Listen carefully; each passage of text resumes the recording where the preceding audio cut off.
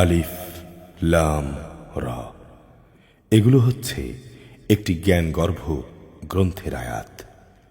মানুষের জন্য এটা কি আসলেই একটা আশ্চর্যের বিষয় ছিল যে আমি তাদের মধ্য থেকে তাদেরই মতো একজন মানুষের কাছে ওহী পাঠিয়েছি, যেন সে মানুষকে তা দিয়ে জাহান্নাম সম্পর্কে সাবধান করে দিতে পারে। আবার যারা এ ওহীর উপর ঈমান আনে তাদের এই মর্মে সুসংবাদ দিতে পারে যে তাদের জন্য তাদের মালিকের কাছে উঁচু মর্যাদা রয়েছে। কাফেররা আশ্চর্যান্বিত হয়ে বলল, নিঃসন্দেহে এ ব্যক্তি হচ্ছে সুস্পষ্ট জাদুকর। হে মানুষ, নিঃসন্দেহে তোমাদের রব আল্লাহ তাআলা, যিনি আকাশমণ্ডলী ও পৃথিবীকে 6 দিনে পয়দা করেছেন, অতঃপর তিনি আরশে সমাসীন হলেন। তিনি তাঁর কাজ স্বহস্তে নিয়ন্ত্রণ করেন। কেউই তাঁর অনুমতি ছাড়া কারো সুপারিশকারী হতে পারে না। এই হচ্ছেন তোমাদের মালিক আল্লাহ তাআলা। অতএব তোমরা তারই ইবাদত করো। তোমরা কি এটা অনুধাবন করবে না? মৃত্যুর পর তোমাদের সবার ফিরে যাবার জায়গা হবে একমাত্র তাঁর কাছে। আল্লাহ তাআলার সকল প্রতিশ্রুতি সত্য। অবশ্যই তিনি এ সৃষ্টির অস্তিত্ব দান করেন। কিয়ামতের দিন তিনিই আবার তার জীবনের পুনরাবৃত্তি ঘটাবেন, যাতে করে যারা তার উপর ঈমান আনে ও ভালো কাজ করে, ইনসাফের সঙ্গে তিনি তাদের কাজের বিনিময় দান করতে পারেন। যারা আল্লাহ তাআলাকে অস্বীকার করে তাদের জন্য উত্তপ্ত পানীয় ও কঠিন শাস্তি রয়েছে, কেননা তারা পরকালের এ শাস্তি অস্বীকার করছিল।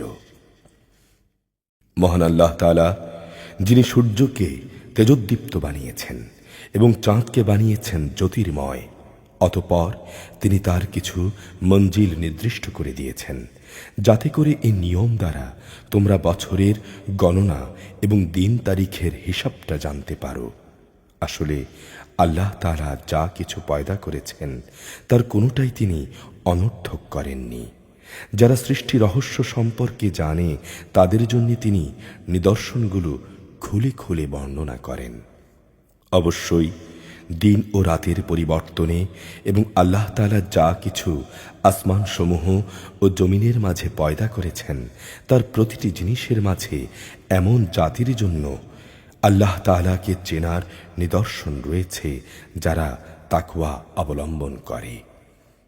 অবশ্যই যারা মৃত্যুর পর আমার সঙ্গে সাক্ষাতের প্রত্যাশা করে না, যারা এ পার্থিব জীবন নিয়ে সন্তুষ্ট এবং এখানকার সব কিছু নিয়েই পরিতৃপ্ত, সর্বোপরি যারা আমার নিদর্শন সমূহ থেকে গাফেল থাকে, তারাই হচ্ছে সেসব লোক যাদের ঠিকানা হবে জাহান্নামের আগুন। এটা তাদের সে কাজের বিনিময় যা তারা অর্জন করেছে।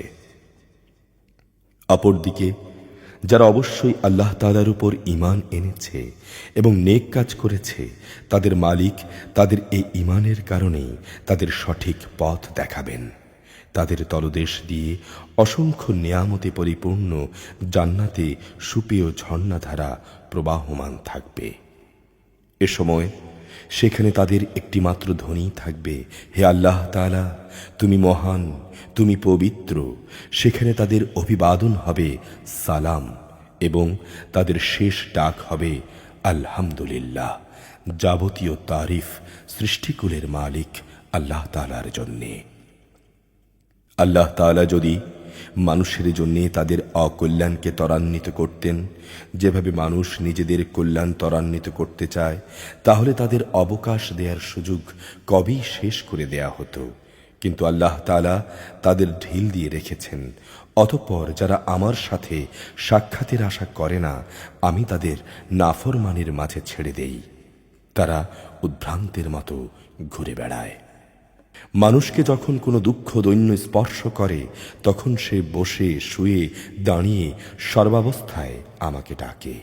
অতঃপর আমি যখন তার দুঃখ কষ্ট তার কাছ থেকে সরিয়ে নিয়ে যাই, তখন সে এমনই বেপরোয়া হয়ে চলতে শুরু করে, তাকে যে একসময় দুঃখ কষ্ট স্পর্শ করেছিল তা দূর করার জন্যে মনে হয় আমাকে সে কখনো ডাকেইনি। এভাবেই যারা সীমা লঙ্ঘন করে তাদের জন্য তাদের কাজকর্মকে শোভনীয় করে দেয়া হয়েছে। তোমাদের আগে অনেক মানব গোষ্ঠীকে আমি ধ্বংস করে দিয়েছি। যখন তারা জুলুম করেছিল, তাদের কাছে সুস্পষ্ট নিদর্শন সহ তাদের রসুলরা এসেছিল, কিন্তু তারা তাদের উপর ঈমান আনল না। এভাবেই আমি নাফরমান জাতিদের তাদের জুলুমের প্রতিফল দিয়ে থাকি।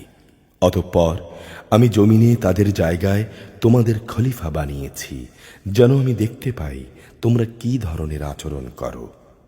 হে নবী, যখন আমার সুস্পষ্ট আয়াতসমূহ তাদের পড়ে শোনানো হয়, তখন যারা মৃত্যুর পর তাদের সাথে আমার সাথে দেখা সাক্ষাতের আশা করে না, তারা ঔদ্ধত্যের সাথে বলে, এছাড়া অন্য কোনো কোরআন নিয়ে এসো, কিংবা একে বদলে দাও। তুমি এদের বলো, আমার নিজের এমন কোনো ক্ষমতা নেই যে আমি একে বদলে দেব। আমি তো তাই অনুসরণ করি যা আমার উপর ওহী আসে। আমি যদি আমার মালিকের কোনো রকম নাফরমানি করি, তাহলে আমি একটি মহা দিবসের কঠিন শাস্তির ভয় করি। তুমি বলো, আল্লাহ তাআলা না চাইলে আমি তোমাদের উপর এ কোরআন পাঠই করতাম না। আমি এ গ্রন্থ সম্পর্কেও তোমাদের কোনো কিছু জানাতাম না। আমি তো এর আগে তোমাদের মাঝে অনেক বয়স কাটিয়েছি, কিন্তু এমন কোনো কথা আমি তোমাদের বলিনি। তোমরা কি বুঝতে পারছো না? অতঃপর বলো, তার চাইতে বড় জালেম আর কে, যে আল্লাহ তাআলার উপর মিথ্যা আরোপ করে কিংবা তার আয়াতসমূহকে অস্বীকার করে? এ ধরনের নাফরমান লোকেরা কখনোই সফল কাম হয় না। এরা আল্লাহ তাআলাকে বাদ দিয়ে এমন কিছুর উপাসনা করে যা তাদের কোনো রকম ক্ষতি করতে পারে না, আবার তা তাদের কোনো রকম উপকারও করতে পারে না। তারা বলে, এগুলো হচ্ছে আল্লাহ তাআলার কাছে আমাদের সুপারিশকারী। তুমি মুশরিকদের বলো, তোমরা কি আল্লাহ তাআলাকে এমন কোনো কিছু খবর দিতে চাও যা তিনি আসমান সমূহের মাঝে অবহিত নন এবং জমিনের মাঝেও নন? তিনি পাক, পবিত্র এবং মহান। তারা তার সাথে যে শিরক করে, তিনি তার চাইতে অনেক পবিত্র। মানুষরা ছিল এক জাতিভুক্ত, অতঃপর তারা নিজেদের মাঝে মতবিরোধ সৃষ্টি করেছে। তোমার মালিকের পক্ষ থেকে তাদের মৃত্যু পরবর্তী শাস্তির ঘোষণা না থাকলে কবেই সে বিষয়ের ফয়সালা হয়ে যেত, যে বিষয় নিয়ে তারা মতবিরোধ করে। তারা বলে, তার মালিকের কাছ থেকে তার উপর কোনো নিদর্শন অবতীর্ণ হয় না কেন? তুমি বলো, গায়েব সংক্রান্ত জ্ঞান একমাত্র আল্লাহ তাআলার জন্যে। অতঃপর আল্লাহ তাআলার সেই গায়েবী ফয়সালার জন্যে তোমরা অপেক্ষা করো, আমিও তোমাদের সাথে প্রতীক্ষা করছি। মানুষকে দুঃখ মুসিবত স্পর্শ করার পর যখন আমি তাদের করুণার স্বাদ ভোগ করাই, তখন সাথে সাথেই আমার রহমতের নিদর্শন সমূহের সাথে তাদের চালাকি দেখা দেয়। হে নবী, তুমি বলো, কৌশলে আল্লাহ তাআলা সবার চাইতে বেশি তৎপর। অবশ্যই আমার পাঠানো ফেরেশতারা তোমাদের যাবতীয় কৌশলের কথা লিখে রাখে। তিনিই মহান আল্লাহ তাআলা, যিনি তোমাদের জলে স্থলে ভ্রমণ করান। এমনকি তোমরা যখন নৌকায় থাকো এবং এ নৌকাগুলো যখন তাদের নিয়ে অনুকূল আবহাওয়ায় চলতে থাকে, তখন নৌকার আরোহীরা এতে আনন্দিত হয়। হঠাৎ এগুলো ঝড়বাহী বাতাসের কবলে পড়ে এবং সব দিক থেকে তাদের উপর ঢেউ আসতে থাকে, এবং তারা মনে করে এবার সত্যিই এ বাতাস ও ঢেউ দ্বারা তারা পরিবেষ্টিত হয়ে গেছে। তখন তারা একান্ত নিষ্ঠাবান বান্দা হয়ে আল্লাহ তাআলাকে ডাকে, হে আল্লাহ, যদি তুমি আমাদের এই মহাদুর্যোগ থেকে বাঁচিয়ে দাও, তাহলে অবশ্যই আমরা তোমার কৃতজ্ঞ বান্দাদের অন্তর্ভুক্ত হয়ে যাব। অতঃপর যখন তিনি তাদের বিপর্যয় থেকে বাঁচিয়ে দেন, তখন তারা সাথে সাথেই অন্যায়ভাবে জমিনে নাফরমানি শুরু করে দেয়। হে মানুষ, শুনে রাখো, তোমাদের এ নাফরমানি তোমাদের নিজেদের উপরই পতিত হবে। মূলত এগুলো হচ্ছে দুনিয়ার অস্থায়ী সহায় সম্পদ। অতঃপর আমার কাছেই হচ্ছে তোমাদের ফেরবার জায়গা। সেদিন আমি তোমাদের বলে দেব দুনিয়ায় তোমরা কি করতে। এ পার্থিব জীবনের উদাহরণ হচ্ছে, যেমন আমি আকাশ থেকে পানি বর্ষণ করলাম, তা দ্বারা অতঃপর জমিনের গাছপালা ঘন সন্নিবিষ্ট হয়ে উদ্গত হল, যা থেকে মানুষ ও জন্তু জানোয়াররা তাদের আহার সংগ্রহ করল। এরপর যখন জমিন তার সৌন্দর্যের রূপ ধারণ করল এবং আপন সৌন্দর্যে সে শোভিত হয়ে উঠল, তখন তার মালিক মনে করল তারা বুঝি এর ফসল ভোগ করার উপর এখন সম্পূর্ণ ক্ষমতাবান। এ সময় হঠাৎ করে রাতে কিংবা দিনে আমার আযাবের ফয়সালা তাদের উপর আপতিত হল। অতঃপর আমি তাদের এমনভাবে নির্মূল করে দিলাম যেন গতকাল পর্যন্ত এখানে তার কোনো অস্তিত্বই ছিল না। এভাবেই আমি আমার আয়াতসমূহ সেসব জাতির জন্য খুলে খুলে বর্ণনা করি যারা চিন্তা ভাবনা করে। হে মানুষ, আল্লাহ তাআলা তোমাদের শান্তির নিবাসের দিকে ডাকছেন। তিনি যাকে ইচ্ছা করেন তাকে সহজ সরল পথে পরিচালিত করেন। যারা ভালো কাজ করেছে কল্যাণ তো থাকবে তাদেরই জন্যে, এবং থাকবে আরও বেশি। সেদিন তাদের চেহারা কোনো কালিমা ও হীনতা দ্বারা আচ্ছন্ন থাকবে না। তারাই হবে জান্নাতের অধিবাসী, তারা সেখানে থাকবে চিরদিন। অপরদিকে যারা মন্দ কাজ করেছে তাদের মন্দের প্রতিফল মন্দের মতোই হবে। অপমান তাদের আচ্ছন্ন করে ফেলবে। সেদিন আল্লাহর আযাব থেকে তাদের রক্ষাকারী কেউই থাকবে না। তাদের চেহারা এমনি কালো হবে যেন রাতের অন্ধকার ছিঁড়ে তার এক টুকরো তাদের মুখের উপর ছেয়ে দেয়া হয়েছে। এরাই হচ্ছে জাহান্নামের অধিবাসী, সেখানে তারা চিরদিন থাকবে। স্মরণ করো যেদিন আমি তাদের সবাইকে আমার সামনে একত্রিত করব। অতঃপর যারা আমার সাথে শরিক করেছে আমি তাদের বলবো, তোমরা এবং যাদের তোমরা শরিক করেছ স্ব স্থানে অবস্থান করো। এরপর আমি তাদের পরস্পরকে আলাদা করে দেব, এবং যাদের তারা শরিক করেছিল তারা বলবে, না, তোমরা কখনোই আমার উপাসনা করতে না। আজ আল্লাহ তাআলাই আমাদের এবং তোমাদের মাঝে সাক্ষ্য প্রদানকারী হিসেবে যথেষ্ট। আমরা তোমাদের উপাসনার ব্যাপারে আসলেই গাফেল ছিলাম। এভাবেই সেদিন প্রত্যেক ব্যক্তি যা সে করে এসেছে পুরোপুরি জানতে পারবে, এবং সবাইকে তাদের আসল মালিক আল্লাহ তাআলার কাছে ফিরিয়ে নেওয়া হবে। আল্লাহ তাআলা সম্পর্কে তারা যেসব মিথ্যা ও অলিক কথাবার্তা উদ্ভাবন করত, নিমিষেই তা তাদের কাছ থেকে হারিয়ে যাবে। হে নবী, তুমি বলো, কে তোমাদের আসমান ও জমিন থেকে জীবিকা সরবরাহ করেন? অথবা কে তোমাদের শোনা ও দেখা নিয়ন্ত্রণ করেন? কে জীবিতকে মৃত থেকে আবার মৃতকে জীবিত থেকে বের করে আনেন? কে আছে এমন যিনি এসব কিছুর পরিকল্পনা প্রণয়ন করেন? তারা বলবে, হ্যাঁ, অবশ্যই আল্লাহ তাআলা।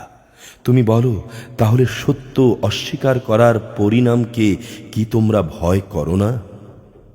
এই তোমাদের আল্লাহ তাআলা, তিনি তোমাদের আসল রব। সত্য আসার পর তাকে না মানা গোমরাহি ছাড়া আর কি? তারপরও এই সত্য থেকে তোমাদের কোথায় কোথায় ফেরানো হচ্ছে? যারা নাফরমানি করেছে তাদের উপর তোমার মালিকের কথা এভাবেই সত্য বলে প্রমাণিত হলো। আসলেই এরা কখনো ঈমান আনবে না। তুমি বলো, তোমাদের বানানো এসব শরীকদের মধ্যে এমন কেউ কি আছে যে প্রথমবার এগুলো বানাতে পেরেছে, অতঃপর মৃত্যুর পর তাকে ফিরিয়ে আনতে পারবে? তুমি বলো, আল্লাহ তাআলা এই সৃষ্টিকে প্রথম অস্তিত্ব প্রদান করেন, অতঃপর দ্বিতীয়বার তিনিই তাতে জীবন দান করবেন। এ সত্ত্বেও তোমাদের সত্য থেকে কোন দিকে বিচ্যুত করা হচ্ছে? তুমি বলো, তোমাদের শরীকদের মধ্যে এমন কে আছে যে মানুষকে সঠিক পথ দেখাতে পারে? তুমি বলো, হ্যাঁ, আল্লাহ তাআলাই তাদের সঠিক পথ দেখাতে পারেন। যিনি সঠিক পথ দেখান তিনি অনুসরণের বেশি যোগ্য। না সেই ব্যক্তি বেশি যোগ্য যে নিজে কোনো পথের সন্ধান পায় না, যতক্ষণ না তাকে পথের সন্ধান দেয়া হয়। তোমাদের এ কি হলো? কেমন ধরনের ফয়সালা করো তোমরা? তাদের অধিকাংশ ব্যক্তি নিজেদের আন্দাজ অনুমানের অনুসরণ করে, আর সত্যের মোকাবেলায় আন্দাজ অনুমান অবশ্যই কোনো কাজে আসে না। আল্লাহ তাআলা অবশ্যই ওদের কর্মকাণ্ড সম্পর্কে পূর্ণাঙ্গ ওয়াকেফাল রয়েছেন। এ কোরআন এমন কোনো গ্রন্থ নয় যে আল্লাহর ওহী ব্যতিরেকে কারো ইচ্ছা মাফিক একে গড়ে দেয়া যাবে, বরং এ গ্রন্থ সেসব গ্রন্থের সত্যবাদিতার সাক্ষ্য প্রদান করে যা এর আগে নাজিল হয়েছে। এতে কোনো রকম সন্দেহ নেই। এটা হচ্ছে সৃষ্টিকুলের মালিক আল্লাহ তাআলার কিতাবের বিশদ ব্যাখ্যা। তারা কি এ কথা বলে যে এ ব্যক্তি মুহাম্মদ এ গ্রন্থটি রচনা করে নিয়েছে? হে নবী, তুমি বলো, তোমরা তোমাদের দাবিতে যদি সত্যবাদী হও তাহলে তোমরাও এমনি ধরনের কিছু সূরা বানিয়ে নিয়ে এসো, এবং এ ব্যাপারে আল্লাহ তাআলা ছাড়া আর যাদের যাদের তোমরা ডাকতে চাও ডেকে তাদেরও সাহায্য নাও। আসল কথা হচ্ছে যে বিষয়টি তারা তাদের জ্ঞান দিয়ে আয়ত্ত করতে পারল না, কিংবা মানবীয় জ্ঞান বিজ্ঞানের সীমাবদ্ধতার কারণে যার ব্যাখ্যা এখনো তাদের পর্যন্ত পৌঁছয়নি, তারা তাই অস্বীকার করে বসল। ঠিক এভাবে তাদের পূর্ববর্তী মানুষরাও অস্বীকার করেছিল। দেখো, এই অস্বীকারী জালেমদের পরিণাম কি হয়েছে। তাদের মধ্যে কিছু লোক এর উপর ঈমান আনবে, আবার কিছু আছে যারা এতে ঈমান আনবে না। তোমার মালিক কিন্তু এ বিপর্যয় সৃষ্টিকারীদের ভালো করেই জানেন। তারা যদি এরপরও তোমাকে মিথ্যা প্রতিপন্ন করতে থাকে তাহলে তুমি তাদের বলে দাও, দেখো, আমার কাজকর্ম আমার জন্যে, আর তোমাদের কাজকর্ম তোমাদের জন্যে। আমি যা কিছু করছি তার জন্যে তোমরা দায়িত্বমুক্ত, আবার তোমরা যা করো তার জন্যেও আমি দায়িত্বমুক্ত। হে নবী, এদের মধ্যে কিছু লোক এমন আছে যারা তোমার দিকে কান পেতে রাখে, কিন্তু তুমি কি বধিরকে আল্লাহর কালাম শোনাবে, যদিও তারা এর কিছুই বুঝতে পারছে না? আবার ওদের মধ্যে কেউ কেউ আছে যারা তোমার দিকে তাকিয়ে থাকে, কিন্তু তুমি কি অন্ধকে পথ দেখাবে, যদিও তারা এর কিছুই দেখতে পায় না? নিঃসন্দেহে আল্লাহ তাআলা মানুষের উপর কোনো রকম জুলুম করেন না, বরং আল্লাহর অবাধ্য হয়ে মানুষরা নিজেরাই নিজেদের উপর জুলুম করে। যেদিন তিনি তাদের সবাইকে একত্রিত করবেন, সেদিন তাদের মনে হবে যেন তারা সেখানে পারস্পরিক পরিচয়ের জন্য দিনের মাত্র একটি ক্ষণই কাটিয়ে এসেছে। ক্ষতিগ্রস্ত হয়েছে তারা যারা আল্লাহর সামনাসামনি হওয়াকে অস্বীকার করেছিল। আসলে তারা কখনোই হেদায়েত প্রাপ্ত ছিল না। আমি ওদের কাছে যে বিষয়ের ওয়াদা করেছি তার কিছু অংশ যদি আমি তোমাকে দেখিয়ে দেই, অথবা এর আগেই যদি আমি তোমাকে মৃত্যু দেই, এ উভয় অবস্থায় তাদের আমার কাছে ফিরে আসতে হবে। অতঃপর এরা যা কিছু দুনিয়ায় করত তার উপর আল্লাহ তাআলাই সাক্ষী হবেন। প্রত্যেক উম্মতের জন্য রসুল আছে। অতঃপর যখন তাদের কাছে তাদের রসুল এসে যায়, তখন তাদের মাঝে যাবতীয় কাজ ইনসাফের সঙ্গে সম্পন্ন হয়ে যায়। তাদের উপর কখনো জুলুম করা হয় না। এরা বলে, হে মুসলমানরা, তোমরা যদি সত্যবাদী হও তাহলে বলো, কবে তোমাদের এই আযাবের ওয়াদা ফলবে? তুমি বলো, আল্লাহ তাআলা যা চান তা ব্যতিরেকে আমি তো আমার নিজস্ব ভালো মন্দের ক্ষমতাও রাখি না। প্রত্যেক জাতির ধ্বংসের জন্য একটি দিনক্ষণ নির্দিষ্ট করা আছে। তাদের সে ক্ষণটি যখন আসবে তখন তারা এক মুহূর্তকাল সময় পেছনে থাকতে পারবে না, না এক মুহূর্ত সময় তারা এগিয়ে আসতে পারবে। তুমি বলো, তোমরা কি ভেবে দেখেছ যদি তোমাদের উপর আল্লাহর আযাব রাতে কিংবা দিনের বেলায় এসে পতিত হয়, তাহলে এরপর আর কোনো বিষয় নিয়ে নাফরমান লোকেরা তাড়াহুড়ো করতে চাইবে? অতঃপর যখন সত্যি একদিন এই বিষয়টি ঘটবে, তখন কি তোমরা এটা বিশ্বাস করবে? তখন বলা হবে, হ্যাঁ, এখন তো আযাব এসেই গেল, আর এজন্যই তো তোমরা তাড়াহুড়ো করছিলে। অতঃপর জালেমদের বলা হবে, এবার তোমরা চিরস্থায়ী জাহান্নামের আযাবের স্বাদ ভোগ করো। দুনিয়ায় তোমরা যা কিছু অর্জন করেছ, তোমাদের কি তার বিনিময় দেয়া হবে না? হে নবী, এরা তোমার কাছে জানতে চায় আযাব সম্পর্কিত সে কথাটি আসলেই কি ঠিক? বলো, হ্যাঁ, আমার মালিকের শপথ, এটা অমোঘ সত্য। শাস্তি প্রয়োগে তোমরা কোনোদিনই তাকে অক্ষম করে দিতে পারবে না। যদি এমন প্রতিটি মানুষ যে জুলুম করেছে তার কাছে দুনিয়ায় যা সম্পদ আছে তা জমা হয়, সে তার সব কিছুই মুক্তিপণ হিসেবে ব্যয় করতে চাইবে। যখন এ জালেম মানুষরা জাহান্নামের আযাব দেখবে, তখন তারা মনে মনে অনুতাপ করবে। তখন সম্পূর্ণ ইনসাফের সাথেই তাদের বিচার সম্পন্ন হবে এবং তাদের উপর বিন্দুমাত্র জুলুমও করা হবে না। মনে রেখো, আসমানসমূহ ও জমিনে যা কিছু আছে তা সব আল্লাহ তাআলার জন্যেই। জেনে রেখো, অবশ্যই আল্লাহ তাআলার ওয়াদা সত্য, কিন্তু তাদের অধিকাংশ লোকই তা জানে না। তিনি জীবন দান করেন, তিনিই মৃত্যু ঘটান, এবং মৃত্যুর পর তোমাদের সবাইকে তাঁর কাছেই ফিরিয়ে নেওয়া হবে। হে মানুষ, তোমাদের কাছে তোমাদের মালিকের পক্ষ থেকে নসিহত বিশিষ্ট একটি কিতাব এসেছে। এটা হচ্ছে মানুষের অন্তরে যেসব ব্যাধি রয়েছে তার নিরাময় এবং মুমিনদের জন্য হেদায়েত ও রহমত। হে নবী, তুমি বলো, এটা আল্লাহ তাআলার দয়া ও অনুগ্রহী নাজিল হয়েছে। অতএব মানুষের উচিত এজন্য আনন্দ প্রকাশ করা, কারণ তারা যা কিছু জ্ঞান ও সম্পদ জমা করেছে এটা তার চাইতে অনেক উত্তম। তুমি বলো, তোমরা কি কখনো চিন্তা করে দেখেছ আল্লাহ তাআলা তোমাদের জন্য যে রেজেক নাজিল করেছেন তার মধ্য থেকে অতঃপর কিছু অংশকে তোমরা হারাম আর কিছু অংশকে হালাল করে নিয়েছ? বলো, এসব ব্যাপারে আল্লাহ তাআলা কি তোমাদের কোনো অনুমতি দিয়েছেন, না তোমরা আল্লাহর প্রতি মিথ্যা আরোপ করছো? যারা আল্লাহর উপর মিথ্যা আরোপ করে তাদের শেষ বিচারের দিন সম্পর্কে ধারণা কি এই যে এটা কখনো আসবে না? অবশ্যই আল্লাহ তাআলা বড় অনুগ্রহশীল। তিনি তাদের অবকাশ দিয়ে রেখেছেন, কিন্তু অধিকাংশ মানুষই শুকর আদায় করে না। হে নবী, তুমি যে কাজের ভেতরই থাকো না কেন এবং কোরআন থেকে যা কিছু তেলাওয়াত করো না কেন তা আমি জানি। তোমরা যে কোনো কাজ করো, কোনো কাজে তোমরা যখন প্রবৃত্ত হও, আমি তার ব্যাপারে তোমাদের উপরে সাক্ষী হয়ে থাকি। তোমার মালিকের দৃষ্টি থেকে একটি অনুপরিমাণ জিনিসও গোপন থাকে না, আসমানেও নয়, জমিনে নয়। এর চাইতে ছোট কিংবা এর চাইতে বড় কোনো কিছুই নেই যা একটি সুস্পষ্ট গ্রন্থে লিপিবদ্ধ নেই। জেনে রেখো, কিয়ামতের দিন আল্লাহ তাআলার বন্ধুদের জন্য কোনো ভয় নেই। সেদিন তারা চিন্তিতও হবে না। তারাই আল্লাহর বন্ধু যারা আল্লাহর উপর ঈমান এনেছে এবং তাকে ভয় করেছে। তাদের জন্য দুনিয়ার জীবনে যেমন সুসংবাদ রয়েছে, তেমনি রয়েছে পরকালের জীবনেও। আল্লাহ তাআলার কথার কোনো রদ বদল হয় না, আর এটাই হচ্ছে সেদিনের মহা সাফল্য।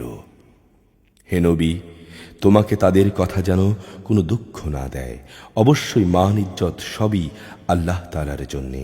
তিনি সব কিছু শোনেন, সব কিছু জানেন। জেনে রেখো, যা কিছু আসমানে আছে, যা কিছু আছে জমিনে, সব অবশ্যই আল্লাহর জন্যে। যারা আল্লাহ তাআলা ছাড়া কল্পিত শরীকদের ডাকে, তারা তো কিছু আন্দাজ অনুমানেরই অনুসরণ করে মাত্র। তারা আসলে মিথ্যাবাদী ছাড়া আর কিছুই নয়।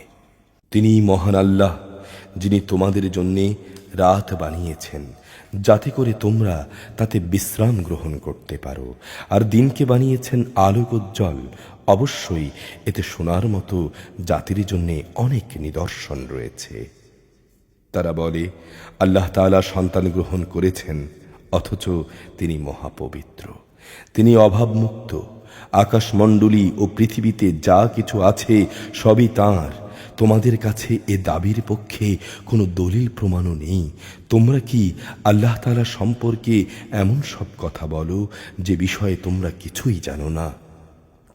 হে নবী, তুমি বলো, যারা আল্লাহ তাআলার উপর মিথ্যা আরোপ করে তারা কখনোই সফলকাম হবে না। এ হচ্ছে পার্থিব জীবনের মাল সামানা। এরপর আমার কাছেই তাদের ফিরে আসতে হবে। অতঃপর আমি তাদের কুফরি করার জন্যে কঠোর আযাবের স্বাদ গ্রহণ করাবো। হে নবী, তাদের কাছে তুমি নূহের কথা বলো, যখন সে তার জাতিকে বলেছিল, হে আমার জাতি, যদি তোমাদের কাছে আমার অবস্থিতি ও আল্লাহর আয়াতসমূহ দ্বারা আমার উপদেশ প্রদান খুব দুঃসহ মনে হয়, তবে শুনে রাখো, আমি শুধু আল্লাহর উপর ভরসা করি। অতঃপর তোমরা যাদের আমার সাথে শরীক বানাচ্ছ, তাদের একত্রিত করে আমার বিরুদ্ধে তোমাদের পরিকল্পনা চূড়ান্ত করে নাও, যেন সে পরিকল্পনা এর কোনো বিষয় তোমাদের দৃষ্টির আড়ালে না থাকে। অতঃপর আমার সাথে তোমাদের যা করার তা করে ফেলো এবং আমাকে কোনো অবকাশও তোমরা দিও না। হ্যাঁ, যদি তোমরা আমার থেকে মুখ ফিরিয়ে নাও, তাহলে জেনে রেখো, আমি তো তোমাদের কাছ থেকে এজন্যে কোনো পারিশ্রমিক দাবি করিনি। আমার পারিশ্রমিক তো আল্লাহ তাআলার কাছেই। আমাকে আদেশ দেয়া হয়েছে আমি যেন তার অনুগত বান্দাদের দলভুক্ত হয়ে যাই। অতঃপর লোকেরা তাকে মিথ্যা প্রতিপন্ন করল। তখন আমি তাকে এবং তার সাথে যারা নৌকায় আরোহী ছিল তাদের তুফান থেকে উদ্ধার করলাম। আমি তাদের পূর্ববর্তী লোকদের প্রতিনিধি বানিয়ে দিয়েছি, যারা আমার নিদর্শন সমূহকে অস্বীকার করেছে। তাদের আমি মহাপ্লাবনে ডুবিয়ে দিয়েছি। অতঃপর হে নবী, তুমি চেয়ে দেখো তাদের কি ভয়াবহ পরিণাম হয়েছে, যাদের আল্লাহ আযাবের ভয় দেখানো হয়েছিল। আমি তারপর অনেক রসুলকে তাদের নিজ নিজ জাতির কাছে পাঠিয়েছি। তারা সুস্পষ্ট প্রমাণসমূহ নিয়ে তাদের কাছে এসেছে, কিন্তু এমনটি হয়নি যে আগের লোকেরা ইতিপূর্বে যা অস্বীকার করেছিল তার উপর এরা ঈমান আনবে। এভাবেই আমি সীমা লঙ্ঘনকারীদের দিলে মোহর মেরে দেই। তাদের পরে আমি আমার সুস্পষ্ট নিদর্শনসমূহ নিয়ে মুসা ও হারুনকে ফেরাউন এবং তার পরিষদবর্গের কাছে পাঠালাম, কিন্তু তারা সবাই অহংকার করল। আসলে তারা ছিল বড়ই নাফরমান জাতি। আমার পক্ষ থেকে সত্য যখন তাদের কাছে এলো, তখন তারা বলল, নিশ্চয়ই এ হচ্ছে সুস্পষ্ট জাদু। মুসা বলল, তোমরা কি সত্য সম্পর্কে এসব বাজে কথা বলছো, যখন তা তোমাদের কাছে প্রমাণসহ এসে গেছে? তোমার কি মনে হয় যে এটা আসলেই জাদু? আর জাদুকররা তো কখনোই সফল কাম হয় না। তারা বলল, তোমরা কি এ উদ্দেশ্যেই আমাদের কাছে এসেছো যে যা কিছুর উপর আমরা আমাদের বাপ দাদাদের পেয়েছি তা থেকে তোমরা আমাদের বিচ্যুত করে দেবে এবং এ ভূখণ্ডে তোমাদের দু ভাইয়ের প্রতিপত্তি প্রতিষ্ঠিত হয়ে যাবে? কিন্তু আমরা তো তোমাদের দুজনের উপর কখনো ঈমান আনব না। এবার ফেরাউন নিজের দলবলকে বলল, তোমরা আমার কাছে রাজ্যের সব সুদক্ষ জাদুকরদের নিয়ে এসো। অতঃপর জাদুকররা যখন এলো, তখন মুসা তাদের বলল, তোমাদের যা নিক্ষেপ করার তা তোমরা নিক্ষেপ করো। তারা যখন তাদের জাদুর বাণ নিক্ষেপ করল, তখন মুসা বলল, তোমরা যা নিয়ে এসেছো তা আসলেই জাদু। দেখবে আল্লাহ তাআলা অবশ্যই তা ব্যর্থ করে দেবেন। আল্লাহ তাআলা কখনো ফাসাদ সৃষ্টিকারীদের কাজকর্ম শুধরে দেন না। আল্লাহ তাআলা স্বীয় বাণী দ্বারা সত্যকে সত্য হিসেবে প্রতিষ্ঠিত করেন, যদিও নাফরমান মানুষরা একে খুবই অপ্রীতিকর মনে করে। ফেরাউনও তার পরিষদবর্গের লোকেরা তাদের বিপদে ফেলবে এই ভয়ে মুসার উপর তার জাতির কতিপয় কিশোর যুবক ছাড়া অন্য কোনো লোক ঈমান আনেনি। অবশ্যই ফেরাউন ছিল জমিনের উপর একজন অহংকারী বাদশাহ এবং নিঃসন্দেহে সে ছিল সীমালঙ্ঘনকারীদের একজন। মুসা বলল, হে আমার জাতি, তোমরা যদি আল্লাহ তাআলার উপর ঈমান এনে থাকো, তাহলে তোমরা আল্লাহর উপর ভরসা করো, যদি সত্যি সত্যি তোমরা মুসলমান হও। অতঃপর তারা বলল, হ্যাঁ, আমরা আল্লাহর উপরই ভরসা করেছি। হে আমাদের রব, তুমি আমাদের জালেম সম্প্রদায়ের অত্যাচারের শিকারে পরিণত করো না। তোমার একান্ত রহমত দ্বারা তুমি আমাদের কাফের সম্প্রদায়ের হাত থেকে মুক্তি দাও। আমি মূসা ও তার ভাই হারুনের কাছে এই মর্মে ওহী পাঠালাম যে তোমরা তোমাদের জাতির লোকদের জন্যে মিশরেই ঘরবাড়ি বানাও এবং তোমাদের ঘরগুলোকে কেবলামুখী করে বানাও। তোমরা নামাজ প্রতিষ্ঠা করো এবং ঈমানদারদের জান্নাতের সুসংবাদ দাও। মূসা বলল, হে আমাদের রব, নিঃসন্দেহে তুমি ফেরাউন ও তার মন্ত্রী পরিষদকে দুনিয়ার জীবনে সৌন্দর্য মণ্ডিত উপকরণ এবং ধন সম্পদ দান করে রেখেছ। হে আমাদের রব, এটা কি এই জন্যে তারা এই দিয়ে মানুষদের তোমার পথ থেকে গোমরাহ করে দেবে? হে আমাদের রব, তাদের সমুদয় ধন সম্পদ বিনষ্ট করে দাও, তাদের অন্তরসমূহকে আরো শক্ত করে দাও। আসলে একটা কঠিন আযাব না দেখলে তারা ঈমান আনবে না। আল্লাহ তাআলা বললেন, হ্যাঁ, তোমাদের উভয়ের দোয়াই কবুল করা হয়েছে। অতএব তোমরা দ্বীনের উপর সুদৃঢ় থাকো। তোমরা দুজন কখনো সেসব লোকের অনুসরণ করো না যারা কিছুই জানে না। অতঃপর আমি বনী ইসরাইলদের সাগর পার করিয়ে দিলাম। এরপর ফেরাউন এবং তার সৈন্য সামন্ত বিদ্বেষ পরায়ণতা ও সীমা লঙ্ঘন করতে করতে তাদের পিছু নিল। এমনকি যখন সাগরের অথই ঢেউ তাকে ডুবিয়ে দিতে লাগল, তখন সে বলল, আমি বিশ্বাস করি তিনি ছাড়া দ্বিতীয় কোনো মাবুদ নেই, যার উপর বনী ইসরাইলদের লোকেরা ঈমান এনেছে। আমিও তার অনুগতদের একজন। আমি বললাম, হ্যাঁ, এখন তুমি ঈমান আনছো, অথচ একটু আগেই তুমি নাফরমানি করেছিলে এবং জমিনে তুমি ছিলে বিপর্যয় সৃষ্টিকারীদের অন্যতম।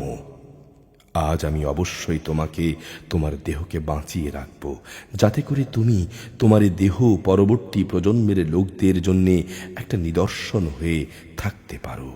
অবশ্য অধিকাংশ মানুষই আমার নিদর্শন সমূহ থেকে উদাসীন।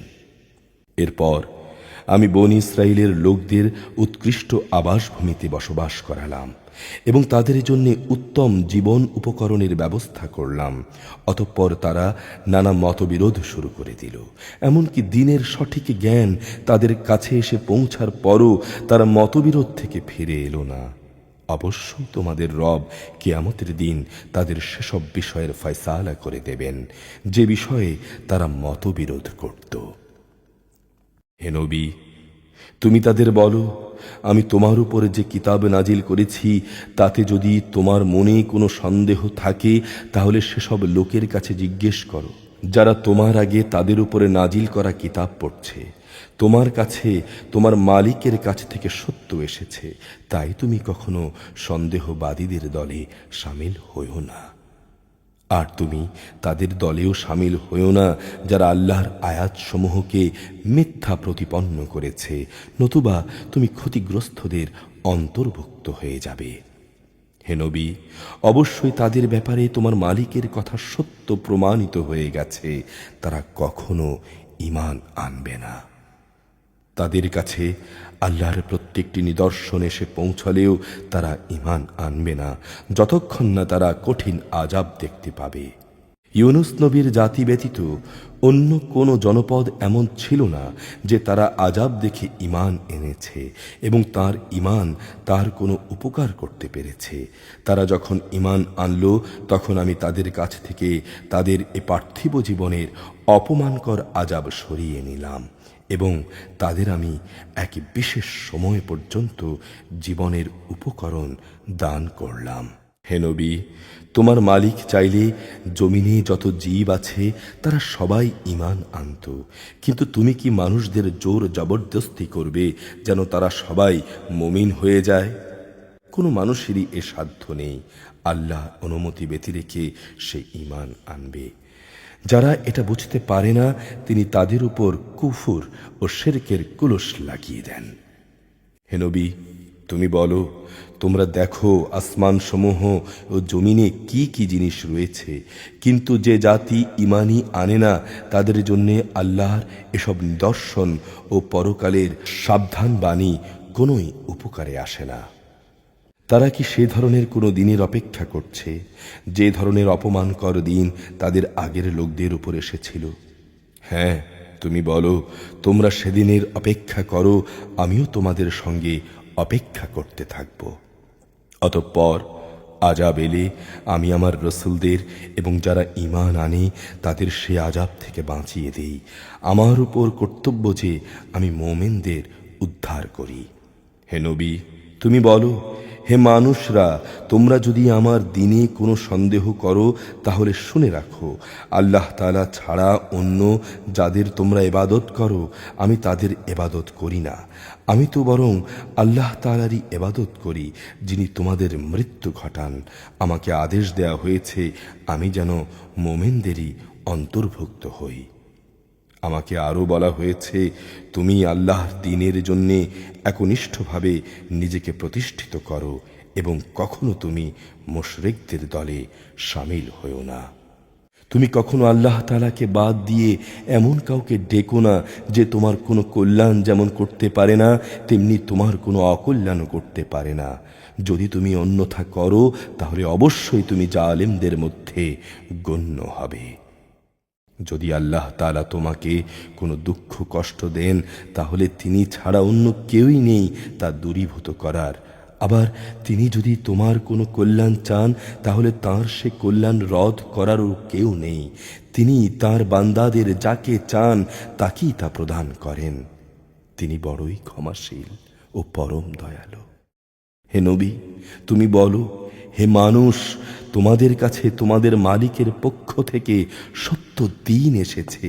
অতএব যে ব্যক্তি হেদায়েতের পথ অবলম্বন করবে সে তো তার নিজের ভালোর জন্যই হেদায়েতের পথে চলবে, আর যে গোমরাহ থেকে যাবে সে তো গোমরাহের উপর চলার কারণেই গোমরাহ হয়ে যাবে। আমি কিন্তু তোমাদের উপর কর্মবিধায়ক নই। হে নবী, তোমার উপর যে হেদায়েত নাজিল করা হয়েছে তুমি তার অনুসরণ করো এবং ধৈর্য ধারণ করো যে পর্যন্ত আল্লাহ তাআলা হেদায়েত ও গুমরাহির মাঝে কোনো ফয়সালা না করেন, কেননা তিনিই হচ্ছেন উত্তম ফয়সালাকারী।